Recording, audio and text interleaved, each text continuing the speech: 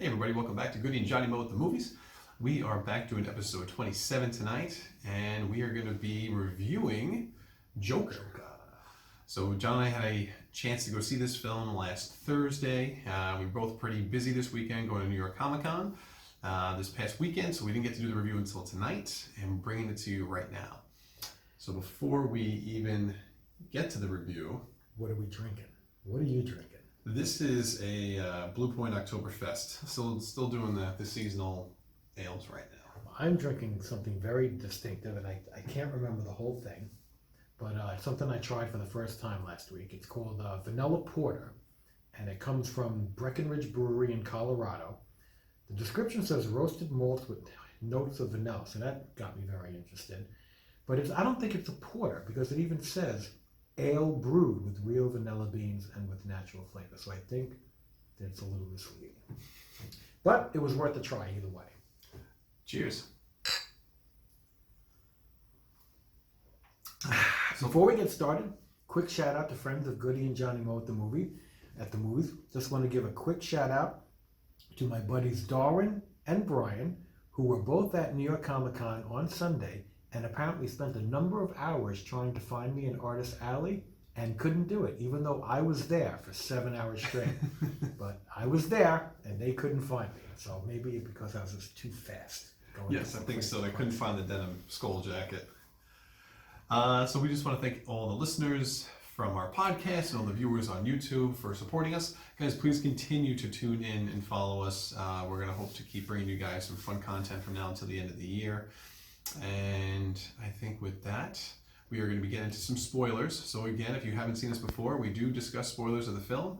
So don't ruin it for yourself. Go and see the film, and then come on back and then take a look and see what we thought. Yeah, I think the first thing I want to talk about with this film is a little bit of the controversy. Sure, it's a good start. It actually, before we actually get into content, because once we get into content, I think we're just going to go sailing along. A couple of people actually brought it up to my attention before I even saw this movie. They were saying, "What's the whole big? Why is there so much hubbub about this movie?" And apparently, there's a couple different things about this movie that are very controversial. So I think the first one is they were afraid of. There apparently was a very high security and a large number of showings, large police presence in certain areas or certain venues. And I think it's because they were afraid of a copycat incident of the unfortunate event that happened at, I believe, like Dark Knight Returns. Dark Knight Rises. Dark Knight Rises. It's whatever the second one is. Well, the second one was just Dark Knight. So, and then the third one was Dark Knight Rises. Oh, I think it was Dark Knight when Heath Ledger as the Joker. There was a shooting incident, I think, in Aurora, in Colorado. I think that's where Aurora and is. I think the guy was like kind of dressed up like the Joker, and unfortunately wound up killing a lot of people. So it's not that this film was expected to bring out by its own content expected to bring out bad in anybody. Mainly, I think it was because they were afraid of a copycat incident of someone saying, trying to. Because it's still somewhat recent. It's not like it was 15, 20 years ago. Exactly. There's all these, and so I think that was a legitimate concern. Yeah. But at the end of the day, I don't think that can be faulted to the filmmakers at all. Because anybody doing a Joker movie in any kind of any respect, this would have been a legitimate concern, I think. And so filmmakers, totally scot-free on that. There's nothing they can do about that. I think the second part of the controversy of this film is that I think due to the content, which we'll get into later, I think they were afraid that it might actually, people leaving the movie would inspire them or incite them to do violence. Something. And we'll get into the reason why, how that plays into the film. But yeah, I think there was a concern about that, and that would be related to content that the filmmakers decided to put in. And I don't know that that's really a real legitimate concern. It's not illegitimate, but it's no. I don't. I don't think it's illegitimate, but I think at the same time, It's a I little watched a far-fetched. bunch of content on this and read a little bit.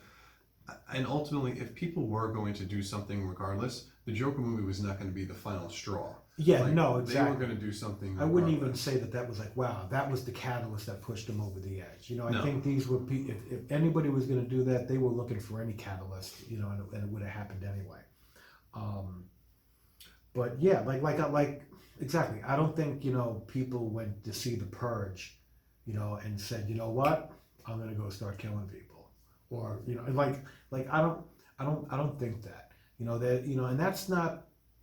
And that's completely different from the whole desensitization, Mhm. like gratuitous violence desensitizes you. That's a cumulative effect. When you watch, all these movies over and over again for your whole life, see certain types of films which may be very gratuitous violence, you know, I think it may have that effect. But people were talking about watching this This movie. particular film. They're going to see this movie and walking out of that movie going, "Yeah, I'm gonna do something now." And I don't think that's the case, because this, especially since the violence in this movie, in my opinion, was not gratuitous. This was an extremely artistic film, and I think the violence was more of an adult nature and maybe a little ugly. It didn't. I think It that's- didn't glamorize. I think ugly is kind of like the perfect Yeah. term. It really was like, no, I don't think this film was. There was talks about, was Todd Phillips, who was the director of this film, was he not glamorizing, but was he glorifying this type of behavior No, for this character? Yeah, and I don't think he so. was. I don't think so either. No, I just think he was showing what someone who's mentally unstable, Yeah, what if they were pushed far enough, what could happen. right. This is a rated R film for adults with adult violence for an adult audience. I think that makes it look ugly. You got to harken back to some earlier films where like some of these, like when the rating system was first put into place, there was some films were rated R because they're really for adults, and it wasn't like kids didn't even want to see them. They were like violent movies like The Wild Bunch that was just like it depicted violence in a real way that made it ugly, like movies like Deliverance, even like, let's say, like things like The Exorcist. Like these things were they were intense and scary, and Right. they affected you, and you didn't walk out of there going, yeah, I want to do this, I want to do that. And I think this type of movie is like that. And the thing is, you don't see this type of movie that often anymore. Most of the time, the violence is gory and over the top and skin deep. This was more in depth. This is much more intense. thought provoking, Yeah. than anything that you typically see. But at some point with the controversy, okay, are we going to start talking censorship then? Yeah, and I think that would be horrible in this case, because I think I think the third layer of controversy and criticism is that this type of movie is it's a comic book movie. And It is, but it isn't. It is, but it isn't. It is in name only. It's based from. From a character. It's inspired from comic books. Right. And the problem is that for the most part, especially superhero, almost every single superhero movie and most comic book movies, especially with which has I'm not talking about like Sin City or Road to Perdition. Those are inspired by comic books, but they're not superhero movies or supervillain movies. These types of superhero and supervillain movies, they're genreified. Yes. You go to see these movies and you almost always have an expectation of the type of movie you're going to see. And granted, there may be different percentages of comedy in one and action in another, or there's a different mixture of the elements. Of course, the story elements are usually very different too. But in terms of the storytelling, it's usually very linear and predictable and action orientated, and there's not a whole lot of artistry in most of those films. It's a comic book movie product, and there's a formula that I think almost all of them apply, and with a little bit of latitude here and there. And this movie is not that. And I think No. so the controversy there is that people are so used to expecting a certain type of movie when you see this type of movie that it's actually controversial that it's not. Well, you had movie chains, you had individual movie chains that were going out of their way to make sure parents understood this is not a comic book movie. Yeah. And they put it out there blatantly in their ad saying, like, do not think about taking your child to this film thinking it's They'll like get a away with Deadpool. it. Yeah, I mean, not for Because nothing. Deadpool was rated R. I don't think people should have The only brought their two kids to Deadpool, but that was because of because of more language and language and but the sexuality. right, and but some of the violence that you were even violence, talking a lot about of cursing. is a lot more like gratuitous and like Yeah. gory in that one, whereas it's definitely not as artistic, and that one's just more like skin deep. So when you want to talk about being desensitized, a movie like that, when you're seeing some of that stuff, most of the stuff that occurred in that film rolls off your rolls shoulder. off your shoulder. And Right. it's Whether not, Deadpool shooting one person or 100 people didn't matter. right. I mean, cutting someone's arm off or head off with his sword, you almost are like, okay, you figure that's the and character. then and Deadpool's joking about it too. Right. Like, oh, look at like there's gonna be jokes, so it's like Exactly. yeah. So there's like a little bit more like a humor to some of those deaths, whereas this film with Joker, it was not that at all. Yeah, I mean, I really consider this movie to be a very it's a real movie. Not to say all movies are movies, but like just in terms of the artistic output and the creativity involved in this film, the cinematography, the editing, the music, the story elements, The sets were the set. the It sets just were put it incredible. in a completely, Yeah. and it was. I mean, it's been winning. They won a some couple some international high awards, profile yeah, awards. at these film festivals. But I think there's a lot of people that don't know how to process that. They're like, wait a second, like what type of Right, movie this is was- this? exactly. Because so many people go to the movies and they don't really know what they're going to see, and they're usually not surprised because they're usually seeing the same old generic nonsense. So I think this movie could easily take some people by surprise. There's the film I'm going to talk about right now is not comparable by most means. But in 1978, when Superman the movie came out, there's a lot of critics at the time who enjoyed that film that said Richard Donner made a film with Superman in it. Absolutely, I don't consider Superman the movie to be a comic book movie. Right, and it's not because I mean it was. I mean I don't know. You're not going to say grounded for his film, but obviously he was like the pioneer in the genre. Yeah, like I mean, making there that absolutely. film. Before Superman the movie, there was no genre, and he wasn't adhering to any rules because they Right. hadn't been created yet. He made the rules, and which a lot of people don't realize this, but a lot of these comic book movies that are made today still look back at Richard Donner's formula and how he did everything. Keep in mind, the first person who does it isn't making the rules; they're just making a movie. Right. It's the next well, they guy. set the precedent. It's the next guy who wants to make a movie just like that, who says, "Okay, what should the rules be? Because I have this as an example. Right. What do I want to use? Same thing with Halloween. John Carpenter made a great movie. Yeah. He was not confined by any set of expectations or rules, and then all of a sudden that was really popular. So now all of a sudden there's people want to mimic that success. Right. And I think that's the same thing that happened with Superman the movie. And I think with the reason why I'm talking about that and talking about Joker is that to me Todd Phillips made a serious film about a mentally deranged person, and it just so happens it's the Joker. It comes from a comic book. And it comes from a comic book character. You could easily take the name Joker out of this. And I've done something completely different. Because the person's name could just be Arthur Fleck, okay? Yeah. And you could still enjoy this movie without knowing that this is the Joker. Yeah. I mean, this movie was. Going into it, I was expecting it to be pretty good, but I wasn't quite sure what was coming. But I just thought it was really.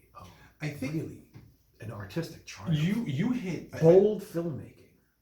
Todd Phillips is bold because listen, a lot of people don't think of Todd Phillips as a serious Well, what genre, else like, has he director. done? Because I forget what he did. He's known really for the Hangover films.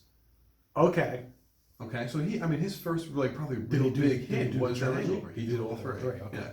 I don't know some of the other films that he's done. I know he's done other things, so I apologize for not knowing his entire filmography. But I mean, I know his biggest hit, obviously, I believe, was The Hangover, and seeing how he did all that comedy for so long, and now, I mean, this is completely the other end of the spectrum. Yeah. As far as like gripping emotion and style, Yeah. shooting style, and everything that he went for in this film.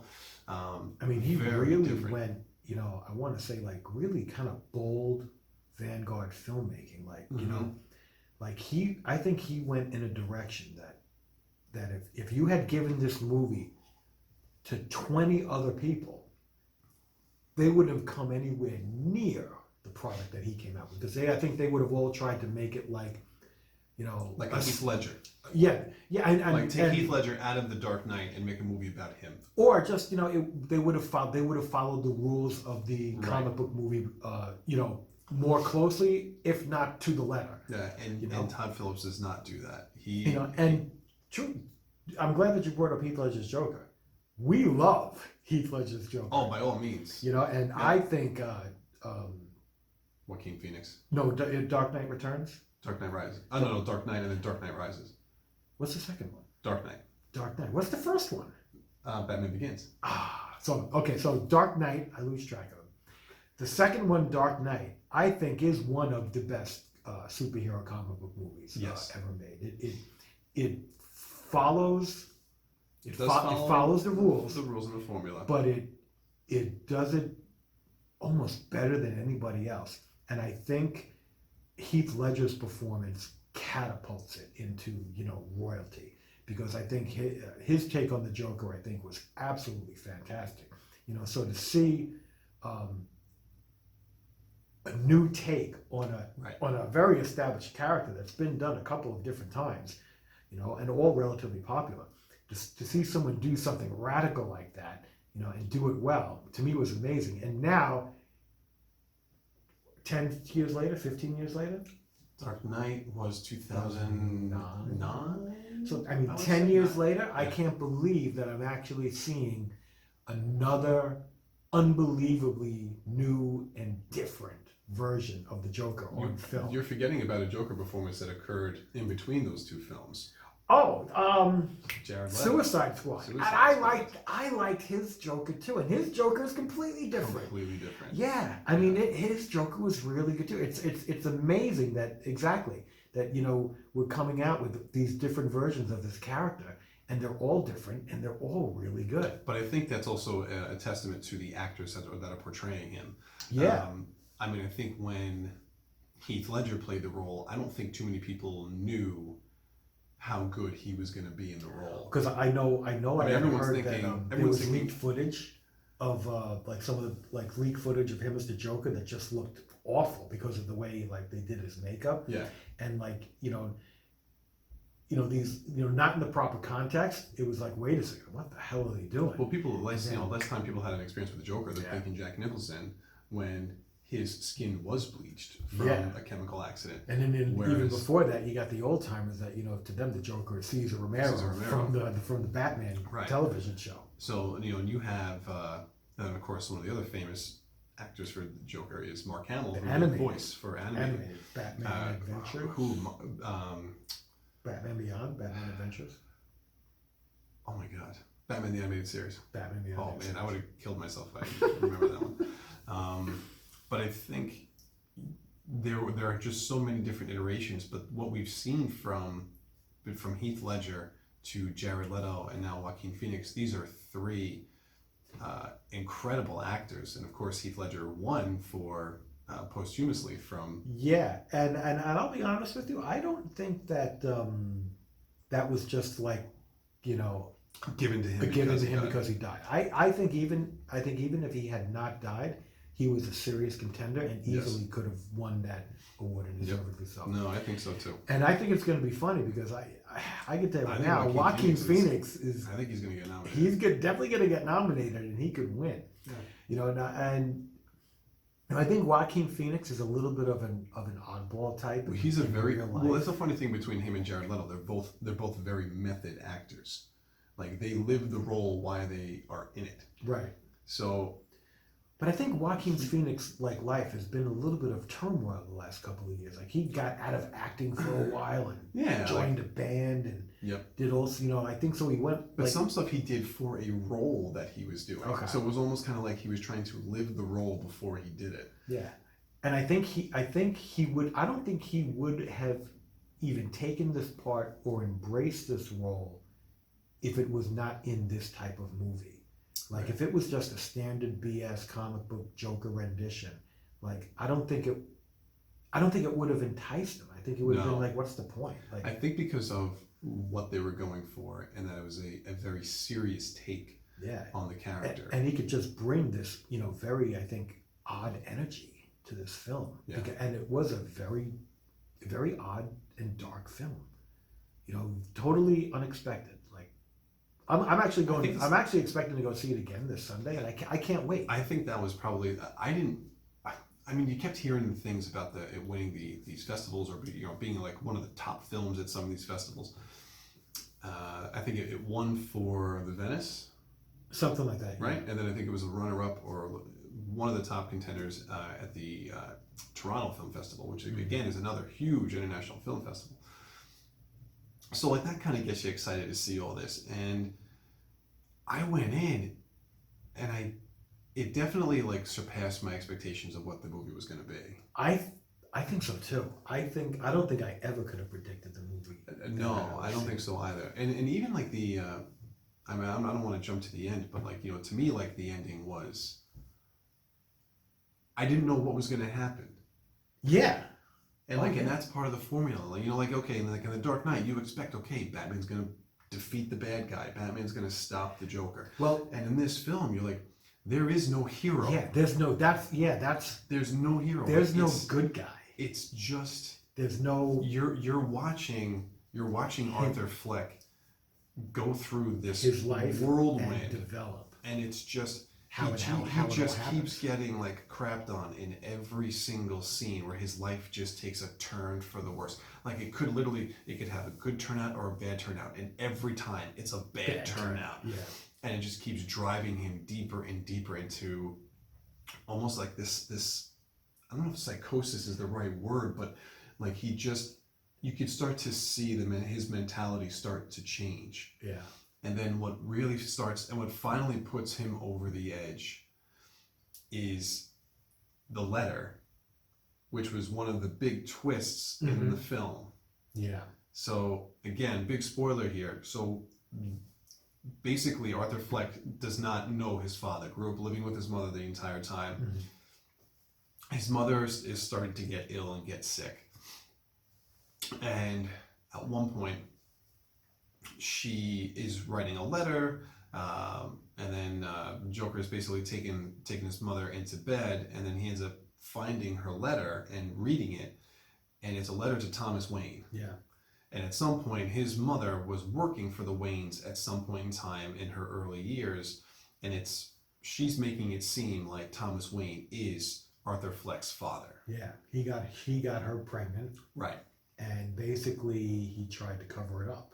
That's what she's Yeah, contending. she's saying, yeah, she's basically, but the entire film, like, she is praising Thomas Wayne as his golden boy, and you don't really understand that at first. You just think, because it's the Wayne family, you're like, okay, yeah, he's probably doing good for the city and everything, and she's excited for him. Now the mother is definitely like psychologically challenged and has all sorts of Yes. issues. Yeah, she's- and you could just tell that almost from like the get-go. But then if you really, that's when I think you start to see Arthur Fleck really lose it.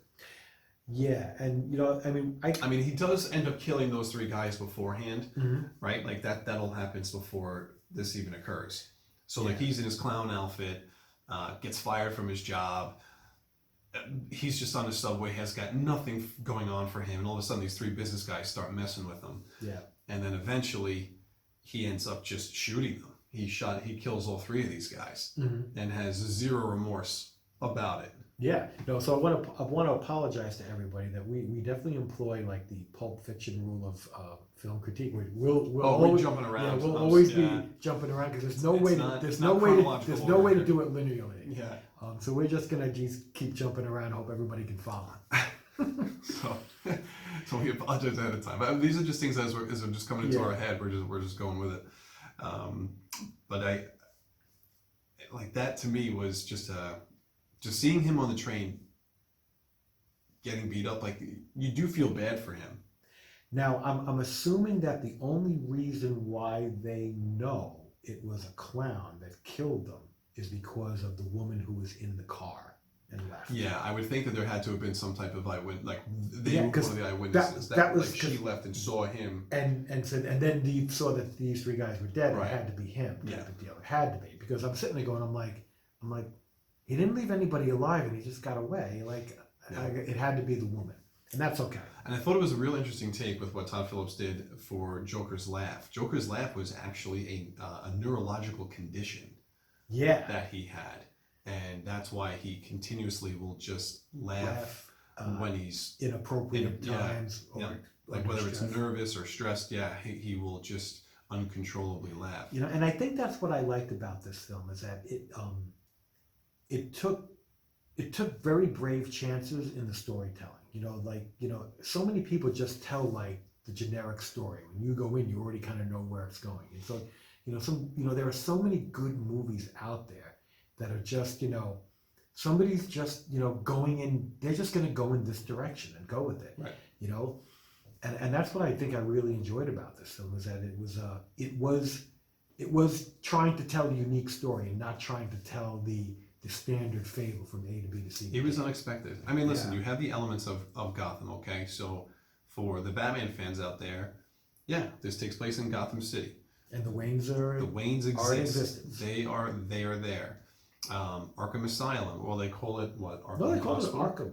Oh, Was it yeah. Arkham Hospital or Institute or something. They call it Arkham. It was is not. it was definitely Arkham. But It's yeah, Arkham exactly like what they, something. Like yeah. it was like a mental health hospital. It wasn't exactly called Arkham Asylum. Yeah. I don't think. Trying to think what other references there may have been. Like those are the ones just off the top of our head. Yeah, that we because remember. ultimately the Joker apparently is in this reality quite a number of years older Yes. than Bruce Wayne, which you assume will become Batman at some point.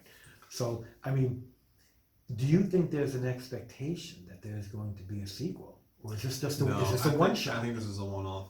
I think I by the time think we get to the end of the film, I think you're better off leaving it as a one-off. Oh, I do too. I don't know that. Don't ruin a good thing. Yeah, And I think if there were to be a Joker with a Batman in this universe, it would be a Joker that would take inspiration from Arthur Fleck. It would be a young person who watched this whole uprising occur yeah. and Could took be. inspiration from that and becomes the Joker that the young Bruce Wayne grows up to fight. See, because I can tell you right now, the studio behind this film, Warner Brothers. yeah, I honestly think that the people up top were a little worried about this film, not knowing with the Like not commercially doing well? or commercially, critically? yeah, Or- not commercially doing well, Yeah. and because ultimately all they really care about is making money. So they're with the type of movie that it was and the controversy that was going to come with it. I think they were a little scared, and apparently it well exceeded the I think it did 95 million. It did like domestically. 93 or 95 million domestically and like 140 Over 100 overseas. overseas, yeah. And apparently it exceeded expectations Oh, by quite a bit. by I think a long And shot. that's because I don't know that the people that make those expectations thought that enough people would go see it. Because this is not a proven formula film that they know is going to make money because it follows the I rules. think you pulled in a lot of general audience members into this film that might not go see an Avengers Endgame, Yeah. or a Captain Marvel film, or even a regular Batman film, because this film was being advertised and marketed as different. Yeah. And like I said this before, and I'll stick by this, you could literally take Joker out of the film and name it any other person, and it's still an unbelievable film with a great story. Yeah. And I think ultimately that's what people ended up going to, why they went to end up going to see this film. And I don't think it's going to be one of these films. But I mean, there are a lot of these films that make a lot of money in the first weekend, and then they really take a nosedive. Oh, this is going to have legs. Because certain movies, I'll be honest with you, it's a Joker movie. Mm-hmm. It's making a ton of money the first weekend. Whether it made 50, 60, or 90 million, it's not making 10 million. It's making a lot of money in its first weekend no matter what. If it's a really good movie, it's going to keep going. If the movie stinks, You're going to drop off. Tank off, and then whatever's the guaranteed shoe-in for next week, that's what's going to be number one. But I could see this movie making a pretty good amount of money, and it's going to keep going. But look at what you said. Like, you're going this weekend, and you're taking your wife, who typically doesn't see a lot of comic book films, but because this is something that's different, and she even said, seeing the trailers, like, oh, this looks interesting. Yeah, like and for all I know, she might be completely like shocked and disturbed. But she also likes Joaquin Phoenix, so like you're pulling in an audience, you're pulling in audience members for different reasons other than just, oh, well, it's a comic book film. So I think Warner Brothers has that going for them, and I think it was actually genius of how they marketed this film to get more general audience members to come see this rather than you're just generic comic book fan that wants to see a Joker film. Yeah, plus you realize at the end of the day, it's like it's not part of an enormous framework. It's a single story. Yeah. You don't need to know backstory. There's a lot of people that may go see Avengers Endgame whether they've seen all the movies or not, but maybe not. Right. And like you literally just have to see this film. You don't have to see any other film in the DC universe to understand the beginning and the end of this film. And because this movie made so much money, I guarantee you the people at the top are sitting there going like, wow, that made a lot more money than we expected. How can we keep this ride going? Well, I think ultimately I guarantee you there are people talking sequel. There are people that probably would talk sequel, but my thing would be, instead of talking about a sequel about this, who to a film? What other villain could you take and turn into a movie? That is the thing I've always said about the people making these DC movies, is that for many years all they relied on was Superman and Batman to pull in the money. And it's like, hello, look how long it took them to make a Wonder Woman. Yeah, like you have a catalog. You have a catalog of characters. What? You can't. You're not even going to make a Wonder Woman movie. You finally did. Great. It only took you 40 years. It's like, come on. It's like I know. Marvel movies. We're getting Rocket Raccoon. Yeah. Rocket Raccoon wasn't that popular. You're getting the Eternals. Like you're getting these all these you're getting all the second and third tier. Who's the Japanese or the Chinese superhero that they're making?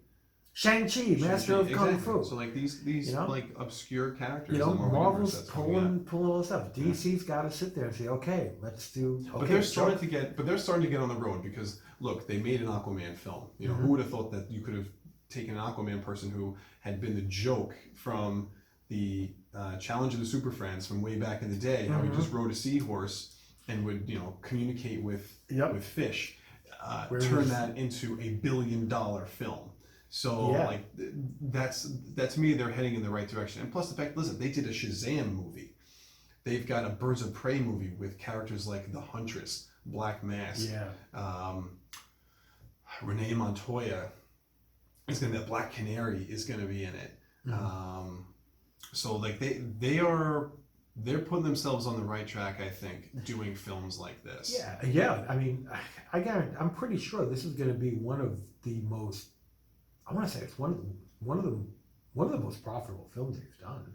Because I would have to be, because it couldn't have cost them that much to make this movie. I think the budget was $55 million. Yeah. Which is a lot, I guess. Yeah, no, it's a lot of money. But look, you almost doubled that domestically alone. Yeah, absolutely. Right. Yeah, profit wise, even in terms of. Percentage-wise, I think it's going to do fantastic. But even just in terms of overall dollars, I think it's going to be one of their most successful movies. And the guys at the top probably spinning their heads going like, wow, So now, don't try and duplicate it, but try and, don't try and duplicate it exactly. No. Just try and make other great movies. But I could see them. Characters. I could see them trying to take like other villains, so to speak, Yeah. and do almost like an origin story, standalone, knowing it's a standalone origin story. And I think by doing that, you can get great cast members. Listen, some of these actors, they don't want to be tied up in a franchise for 10 plus years. Right. Unless they know they're going to make $1 billion. Right. Like Robert listen, Downey Jr. Yeah, listen, Robert Downey Jr. made it big. Some of these actors, they did they hit the lottery when they got these characters and they signed a contract that was basically going to be almost 10 years, and you're going to do 3 or 4 films. Right. In that time frame. Some of these guys, like Joaquin Phoenix, he doesn't want to be tied up for 10 years doing the Joker. Yeah. He wants to do this one role, and he's like, okay. Put everything into it and leave all his cards on the table. Right. Because So- look at what you have going on with DC. You got whoever plays Superman is Henry Cavill. constantly jumping ship. Because Well, he's not jumping ship. no, but the previous It's the- person jumped ship. No, he didn't jump ship. That was Brandon Routh. He didn't jump ship. That was DC just going in a different direction. They don't want to make a sequel to that film, so that's not on Brandon Routh. He Okay. wanted to do a sequel. Well, then you got That's just on what Warner about Bros. but with Batman? Like That was more. Yeah, I think that was more Ben like leaving the role. Yeah, and I think it's it's like- because they just had. that's a shame. Unfortunately, the audiences didn't respond to the role the way that they wanted. I still think Ben made a very compelling Bruce Wayne and Batman. When I went home and talked to my wife the next day about it, she goes, "How was the movie?" And I was like, "It was great." She's like, "Really?" I go, "Yeah." I said, "It's." I remember one of the descriptions. I told her. I said it had it was a very dark film, very atmospheric, very like dirty and gritty, like the underside of. No, it's very grounded. Yeah. But like you feel like, listen, all the stories that you read about Gotham City, it's like a dark, gritty, dirty city, Yeah. and you felt that like Gotham City was real. Like that's one thing I will say. I almost thought like the underside of the. I forget the Right. phrase, like the underside of the belly. Yeah, the underbelly Yeah. of the city, You know? and like when he's like on the subway, on the trains, but he's just like running. Like there's one point where he's kind of like running around town, and It's all like alleys full of. yeah, like you have like homeless people that are around. Just the city just looks. Oh, and the sanitation was on strike. Oh, Right, okay. in the film, like they were on strike, so like there's A lot of garbage everywhere. Yeah, I And- mean, a lot of the scenes were very dark, and I like that because a lot of the times when if everything's really lit up and bright, it kind of takes away from that, Oh, yeah, no, that shadowy darkness agree. and dirtiness of it. They were setting a tone with this. Yeah, and I like that the lighting wasn't too Yeah. much. I mean, there were certain scenes where it made sense to, Of course, but but like a the lot tone, of it was just all. the lighting that they did obviously set the tone for these scenes, and it worked out really well. Yeah. I think the other thing that I really enjoyed about this film are the other 2 cast members that stand out to me, and that's Zazie Beetz, who plays the girlfriend down the hall, Okay. and of course Robert De Niro. Yeah. Okay. So before we get to them, I just wanted to finish one of the analogies I had on the look and feel of the film because I actually read about this the other day, but you could ask my wife, you could tell her this. I told her the exact same thing. So when I read it, I was like, yeah, I'm right. I said the movie very much reminded me of Martin Scorsese's Taxi Driver. De Niro's Taxi Driver. He lives in he lives in the dark. It's a really dark and the dark side of New York City. He sees like all all these Seediness. oh yeah, that's the word, like Yeah. the seediness of it. And when and also the scenes of De Niro like by himself in his room where he's like posturing and talking to the mirror and talking to himself. That was very much reminiscent to me. I think there's definitely almost like an of things homage to some of that. and the fact that De Niro was in the film Yeah. to me was a little bit like I was like, well, interesting. Well, I think too that I think at one point Scorsese was supposed to be either like a producer or an executive producer on this. He didn't get any name credit, but I think someone like whoever like his right hand person is, like whoever like works with him very closely, was I think a producer on this. So I think it had that style for a reason, because there are some of his inner circle that I think had their footprint or their hand in this film. And then there's another movie I didn't see it. It's called The King of Comedy. Like I think De Niro's in it, and he plays I thought he played a talk show host in it. So I thought like that was a little bit reminiscent too. But I haven't seen the movie. But it made me wonder. I'm like, I almost got to see that movie and see if it were they paying a little bit of respect. I think there were definite nods to Taxi Driver. Yeah. Without doubt. And I also, the other nod I think they also had is I think they did give a little bit of a nod to Heath Ledger in the Joker, where when the Joker was in the back of the police car, like, and you kind of see him like, by the window. Like, isn't that what like they did with the Joker? He's driving the car, but his head's out the window. Yeah, and he's like driving like this, and he's kind of like leaning back. Yeah, but like those angles that I saw, it reminded me of that scene where the Joker in the police car. Okay, but again, no, in that case, he wasn't in the back, right? But not the back, not in the prison. He was actually driving. Yeah, but it reminded me of that. No, I could see that. And it's just, this movie, the way this movie was shot, I just think, it was a real movie, because, it went out of its way to artistically do the editing and the cinematography and the music, the angles that they used, a lot, close-ups, and, it was like, so many of these movies are just, they're just shot, they're just there, you see the action. This was like, a real experience. It wasn't like you would never see what you saw just by being in the room. Like, it's not point of view. It's like angles that you would never see, with the way they jump and cut. It's really was an artistic piece, put together. And that's what editing really does. When you have really good editing with all these different camera angles and stuff, it's, you're creating art. You're not creating just standing there with a camera and filming people. That's, to me, can be very boring, unless the story and acting is unbelievably phenomenal. But if you have a great story and great acting and a great cinematographer and editor, now you have the complete package, and that's what I think this movie was. All right, so let's talk about the girl first. Yeah, so Zazie Beetz is in this. Yeah, I never heard of her. She was Domino. She was in Deadpool 2. That was her. She played the Domino character. Who was Lucky. Yes. Oh, really? Okay, so I didn't recognize her at all. Okay. Yeah. And I loved her in that role. I thought she was great. She was one of the shining moments of that film. And in this movie here, she plays Arthur Fleck's neighbor down the hall. Now, and what happens with her character, I did not. I didn't see that coming. I didn't see that coming. So they throw some really great twists in this movie, and you almost don't. Well, at least for John and myself, we did not see it coming. Yeah.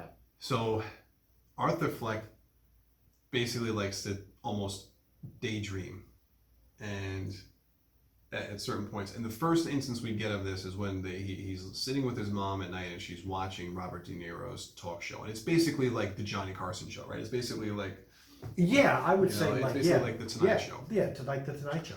And at one point, like, he's watching, and then all of a sudden, like, you're in the show, and now Arthur Fleck's an audience member, and then of course he gets chosen by De Niro to not only stand up but to come down and stand with him. Yeah.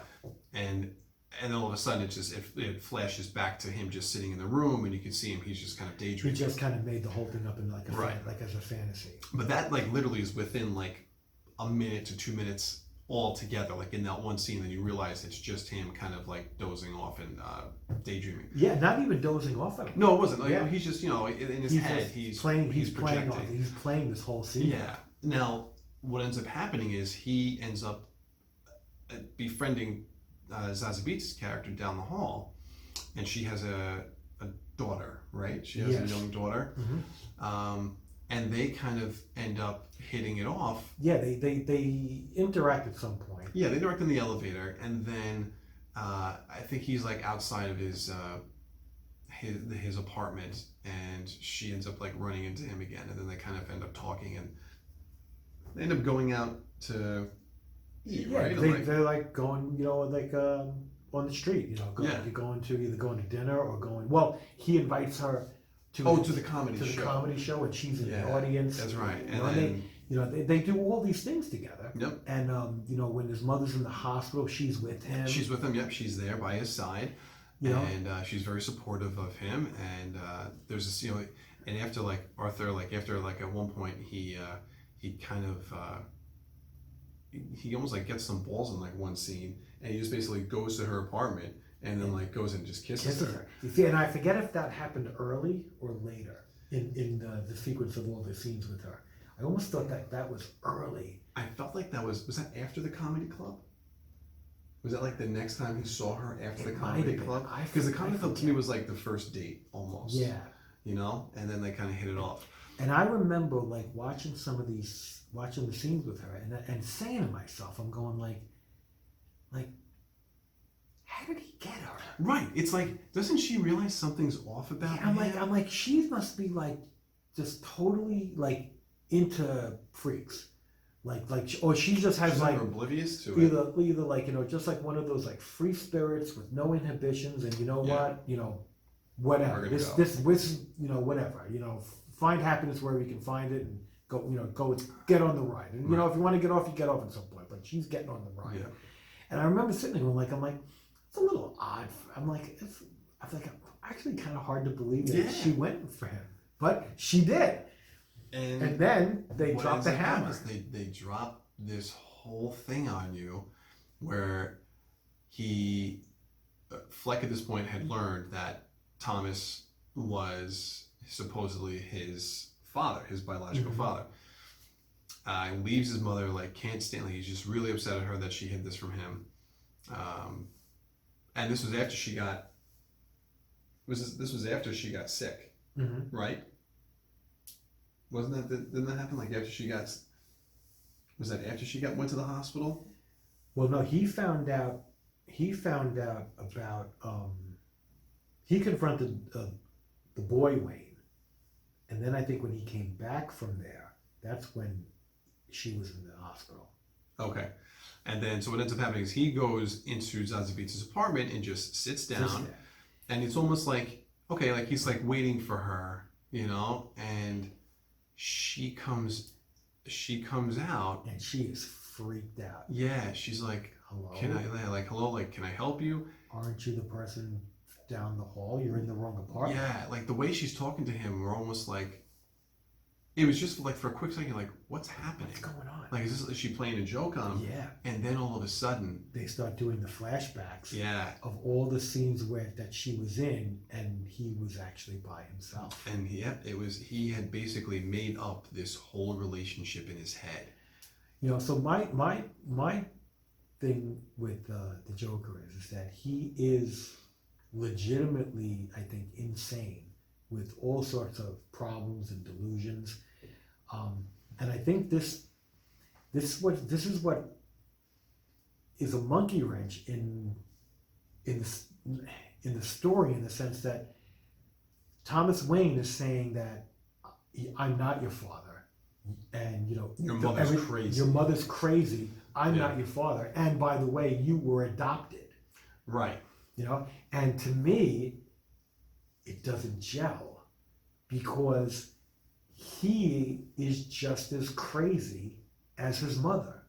So my rationale is that it's inherited.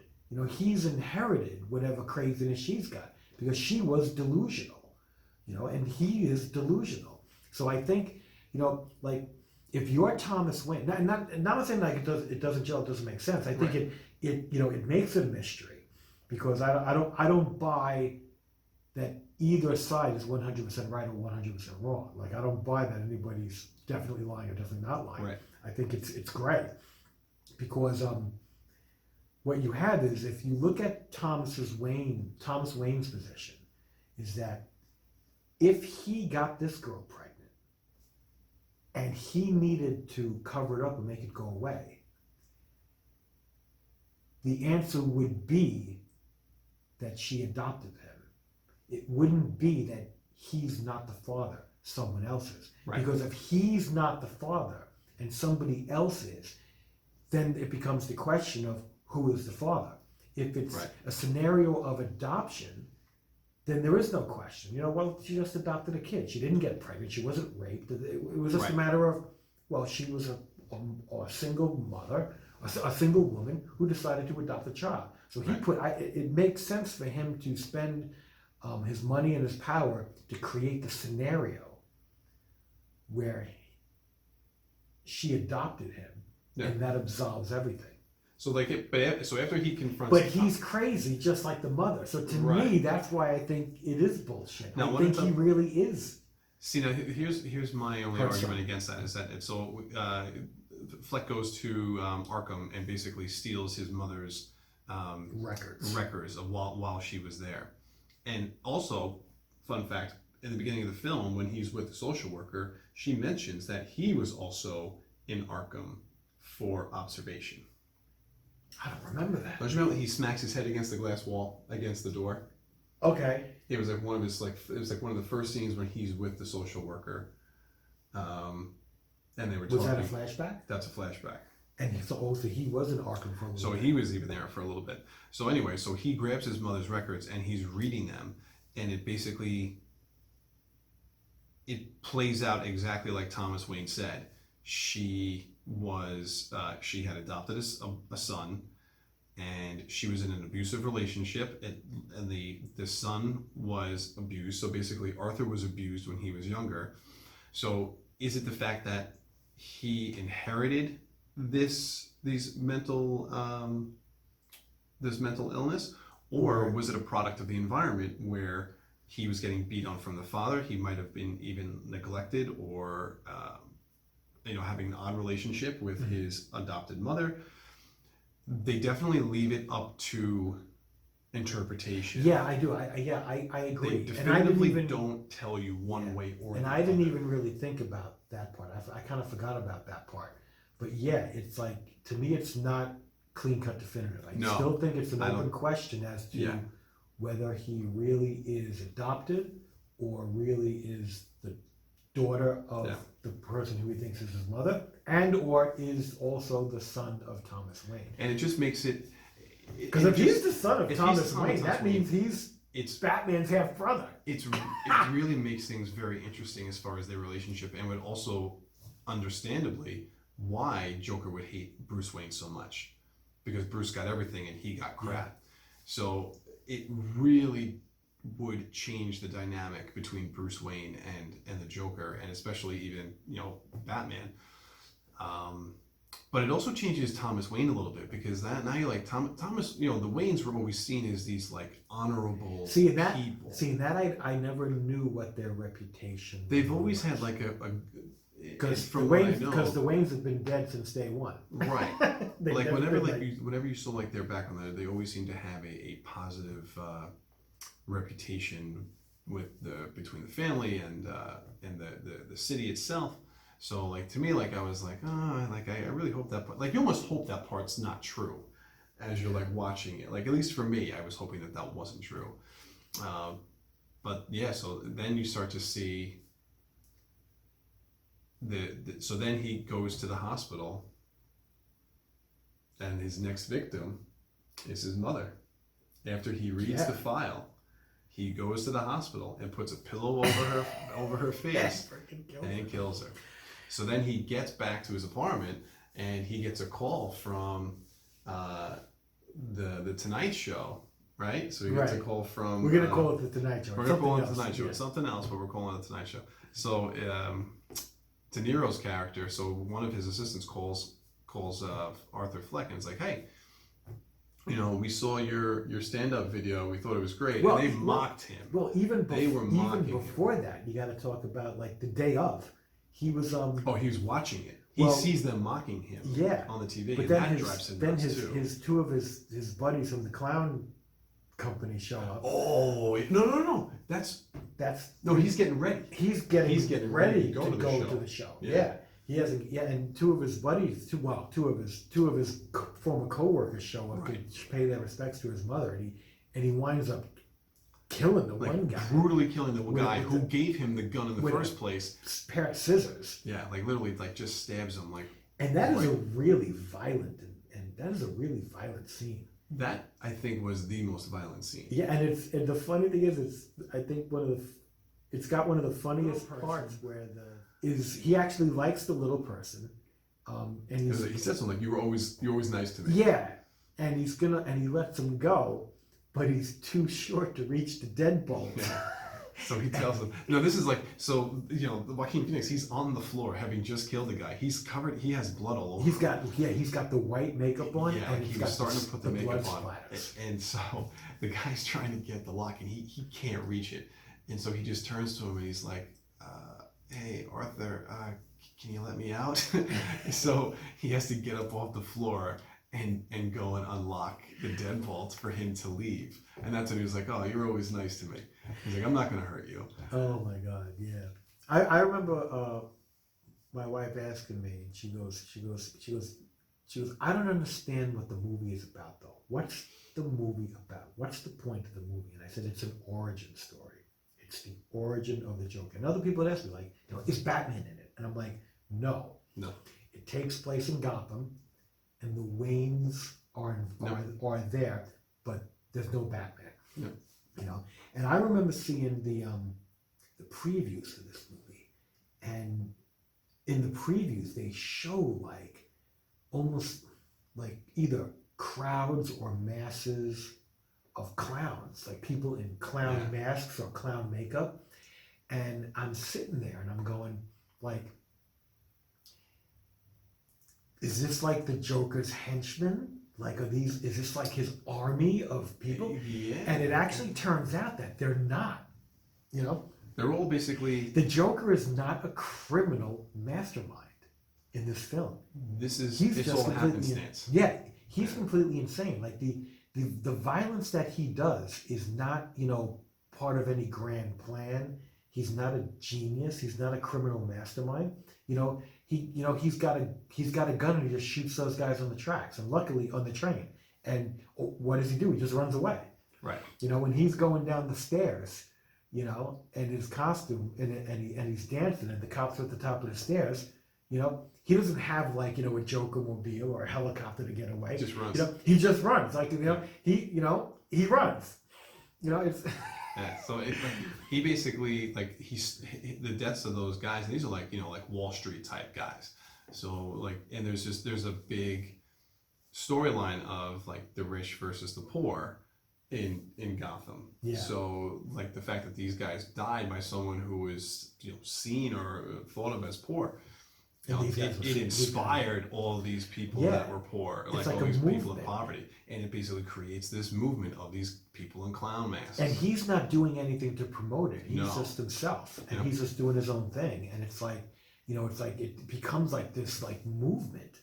And it's funny that it's like he's the spokesperson for it, but nobody even knows who he is. Like Right. he's just a story that people read about, Yep. and they were just like, yeah, let's become, it's like Clown Fest, and they're all going crazy in there, and they're violent in there. It's a mob. Yeah. And it just so happens that on the day that he's going to the show, they're doing. It's almost like a demonstration down at City Hall or something like that. Wherever it was. It's just like he's not orchestrating this. He is No. not this criminal mastermind orchestrating this movement. He's not even a criminal mastermind orchestrating criminally masterful crimes. He goes on the show. He's got a gun. And I was thinking about this. He was practicing for the show, Mm-hmm. and it didn't really dawn upon me until later. And maybe this was obvious to you, but his joke, he was going to kill himself. I thought he was going to kill himself on screen. On film, on the show. That's where the film, to me, that's one of the unexpected turns where he's practicing and I'm like, he looks like he's going to shoot himself. Right. And I honestly Because when he does this, he goes, we're going to do it. He's got a joke. And he goes, say knock, knock. He goes knock, knock. And they're going to say who's there. And then he puts the gun up and going to blow his brains out. Right. That's what he was thinking of doing. And I really honestly think that was still the plan up until Robert De Niro starts leaning into it. Yeah, and I think when he started doing that, that's when it set him off. And then he, Joaquin Phoenix says that line of like, it's not smart to like push someone with mental illness or like so like he says something in a reference to like mental illness, and that's when he takes the gun out and blows Robert De Niro away. Just shoots him right in the head. Right in the head. On air, and like everyone, like, what would really happen? Everyone just got up and ran out. And he just sits there.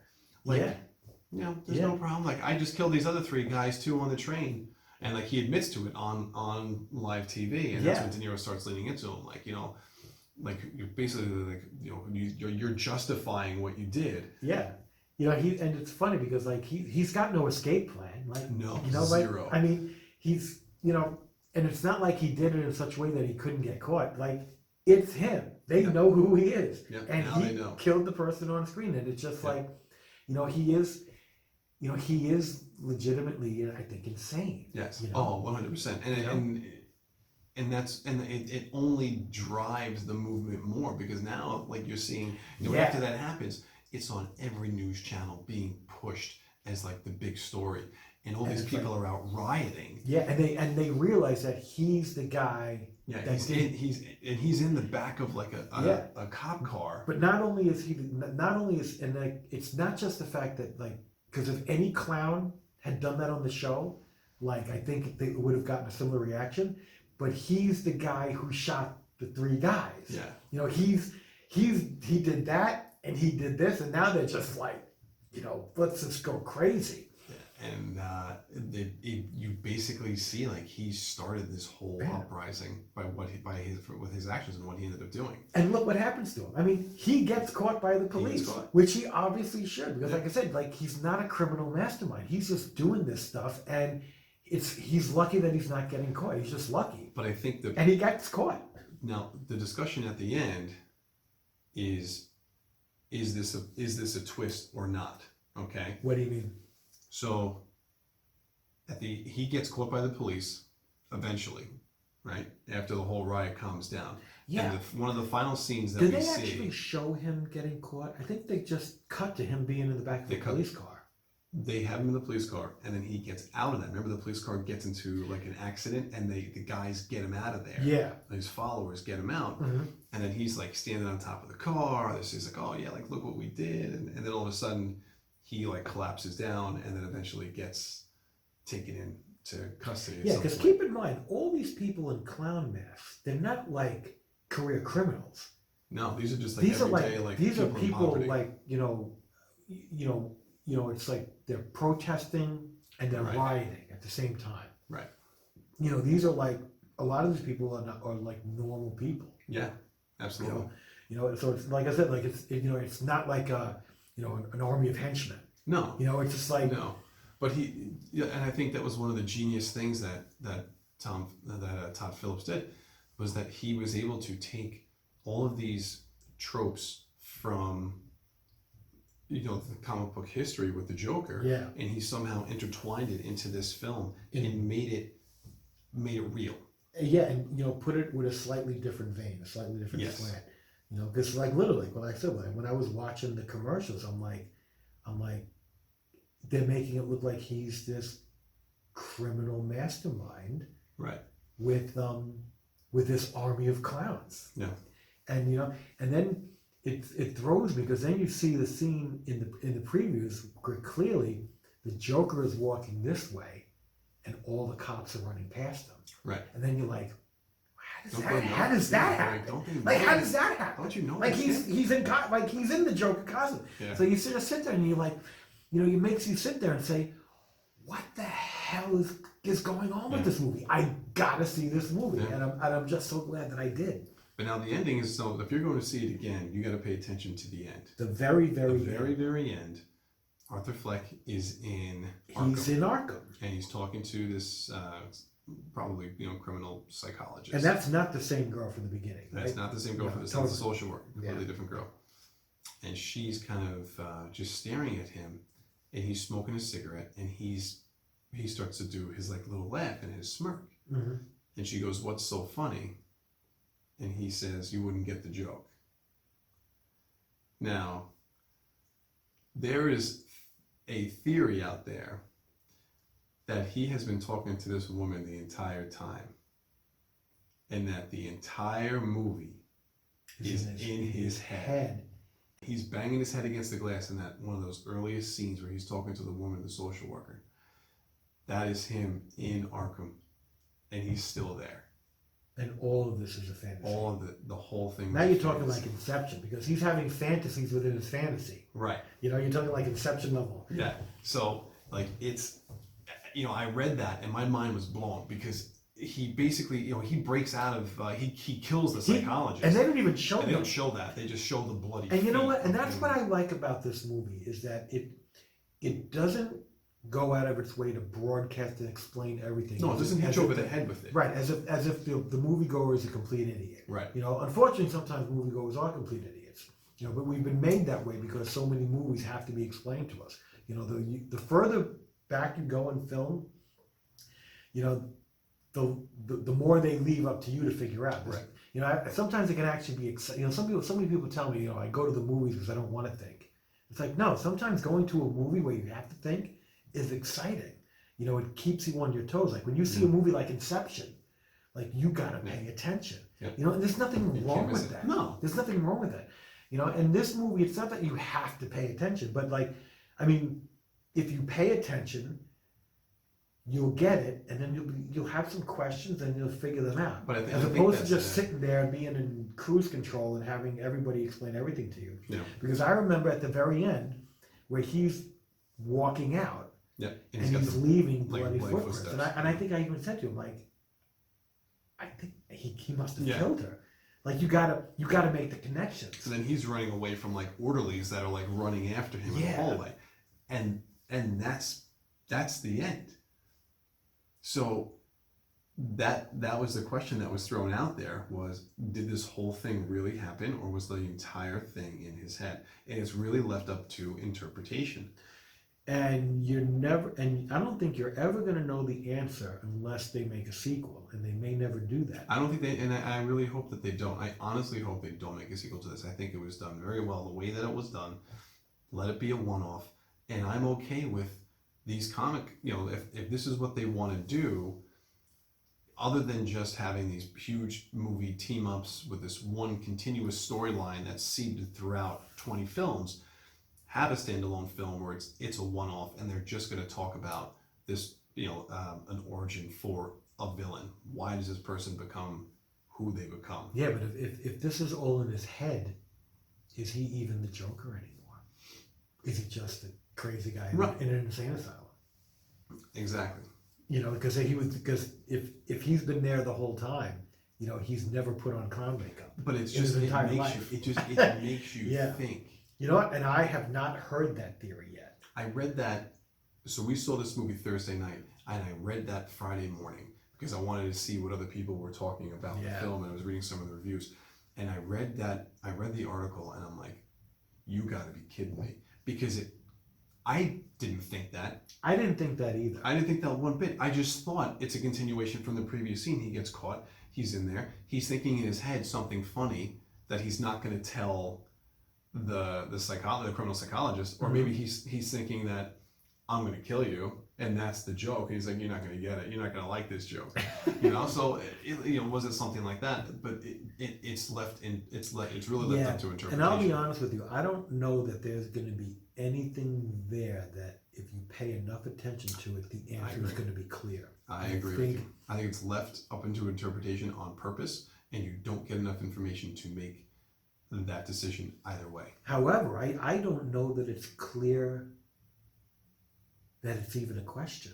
Like me and you both walked out of that movie Never thought that. without even thinking that at all. It never occurred to me once. Nope, not one bit. And I That think that that's was, and I think that's probably where the people that are just, you know, are people over analyzing, because this is such a thought provoking They could be. film. Are they overthinking the end and saying, maybe this whole thing is just one big setup and none of it really happened? I would almost like to hear like Todd Phillips' Yeah. take on that. Yep. And you know, people in this type of position would usually just say, no comment. Right. You know? Because what we come up in our own heads is better than anything he could say. Yeah. Because he'll disappoint you one way or the other. Right. You know, it harkens back to the old question to Quentin Tarantino. In Pulp Fiction, what's in the briefcase? What's in the briefcase? Yeah. He's never going to tell you. Yeah. I wonder if he actually knows what was in the briefcase. Like, what did he ever think about what was actually in there? The theories out there, the theory out there I heard is that it's someone's soul. And Ving Rhames is the devil. I don't know, something like that. Yeah. Because it's the thing is 666, and there's, you know, apparently the Band-Aid on Ving Rhames' back of his head means something in some sort of like demon. Really? Yeah, you know. Oh, that's, you know, there's a theory about that. So I'm trying to think, is there any elements that we missed here? I mean, overall, I can just say that I thought this movie was absolutely fantastic. I give it a super solid 3.5 stars. Super solid. Thoroughly enjoyable, and a dark and disturbing and artistic film for mature audiences. That you know, again, I love the music, I love the camera angles and the editing, and the lighting and the style and the story and the acting. It's very well shot. It's a shame because I don't think Todd Phillips will do an actual comic book film. Like, he's not going to do a Flash film. You know, like, I could see Warner Brothers asking him to do, like, give me a Penguin origin, you know, like, or give me a Riddler origin or something to that nature, you know. But I don't see him doing a regular comic book film. I feel like he's, like, this might be his new niche now, where he does these more like serious takes. You know, but like, you almost don't want to be typecast. You know, you got these like. I don't think you want to either. You know, like, that's why I like, you know, directors like Ang Lee. We were talking about, you know, whether we're going to go see Gemini Man. I was telling Chris, I'm like, you know, I like Ang Lee. I've seen very few movies of his that I didn't like, but you know, they're all different.